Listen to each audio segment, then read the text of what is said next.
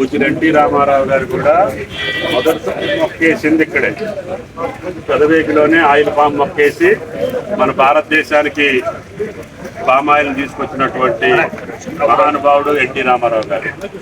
తెలంగాణ మొత్తం కూడా ఈరోజు ఆయిల్ పామ్ని ప్రమోట్ చేస్తున్నాం. అట్లాగే వెస్ట్ గోదావరి, ఖమ్మం జిల్లాలు రైతాంగానికి మిమ్మల్ని చూసి మేము నేర్చుకుంటున్నాం. కాబట్టి వెస్ట్ గోదావరి రైతులకు కూడా ఇందాక ధన్యవాదాలు తెలియజేశారు తడికలపూడిలో. కాబట్టి భవిష్యత్తులో వ్యవసాయం తప్ప మీకు ఏ వృత్తి కూడా సంతృప్తినివ్వదు. నాకు మంత్రి పదవి కంటే తోటలో ఉండటం నాకు ఇష్టం. అయినా సరే నేను ఏదన్నా చేయగలిగితే రైతుకు మేలు జరుగుతుందని మళ్ళీ పదవిలోకి రావటం జరిగింది. మీ దయ వల్ల, భగవంతుడి దయ వల్ల, రాట్నాలమ్మ తల్లి దయ వల్ల ఈ రాష్ట్రానికి, ఆ రాష్ట్రానికే కాదు భారతదేశంలో మనం చూసి రైతాంగం బాగుపడాలనే ఉద్దేశంతో మిమ్మల్ని అందరినీ కూడా ఆ తల్లి దర్శనం కోసం పిలిచాం.